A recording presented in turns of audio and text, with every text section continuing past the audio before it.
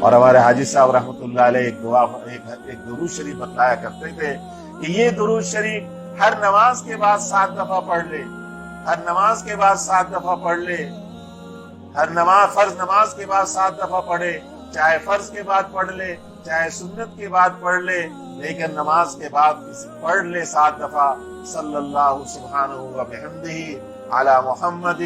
عبدہ و رسولہ النبی الامی و آلہ و بارک وسلم کما ہوا۔ چھوٹا سا درود شریف 7 دفعہ جو پڑھ لے ہر نماز کے بعد، دنیا میں کوئی مخالف، کوئی اس کا دشمن اس پر کبھی غالب نہیں آ سکتا، یہ ہمیشہ ہر چیز پر غالب رہے گا، خواہ وہ مخالف دشمن انسان ہو، جنات ہو،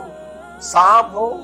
بچھو ہو، حشرات الارض ہو، کیڑے مکوڑے ہو، یا یہ ڈرانے والا وائرس ہو جس نے ساری دنیا کو اپنے لپیٹ میں لیا ہوا ہے، ان میں سے کوئی چیز اس پر غالب نہیں آ سکتی، یہ ہر چیز پر غالب ہے۔ یہ درود شریف ہمارے حاجی عبدالوہاب صاحب رحمۃ اللہ علیہ اکثر بتلایا کرتے تھے، ہم اس کا خوب اہتمام کریں۔ حاجی صاحب یہ بھی فرماتے تھے 3 سورتیں، سورہ اخلاص، سورہ فلق، سورہ ناس، صبح 3 دفعہ پڑھ لے، شام کو 3 دفعہ پڑھ لے، یکفیک من کل شیء، ہر چیز سے اس کی کفایت ہوگی، ہر چیز سے اس کی کفایت ہوگی۔ گھروں میں اعمال جاری کریں، گھروں میں سارے اوقات مرتب کریں، ہر نماز کے بعد کوئی نہ کوئی عمل ہو، تلاوت ہو رہے ہو، ذکر اذکار ہو رہے ہو، استغفار کی کثرت ہو۔ یہ درود شریف حاجی صاحب بتلایا کرتے تھے صلی اللہ علی سیدنا محمد وآلہ وسلم۔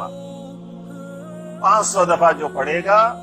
500 دفعہ جو روزانہ پڑھ لے، دنیا اور آخرت میں کبھی کسی کا محتاج نہیں، نہ کسی دوائی کا محتاج، نہ کسی ڈاکٹر طبیب کا محتاج۔ یہ ایسے رہے گا کہ اللہ اس کو ہر حال میں خوش و خرم رکھیں گے۔ باقی مسلمان ہونے، مومن ہونے کے اعتبار سے ہمارا یہ عقیدہ ہے کہ موت کا ایک وقت مقرر ہے۔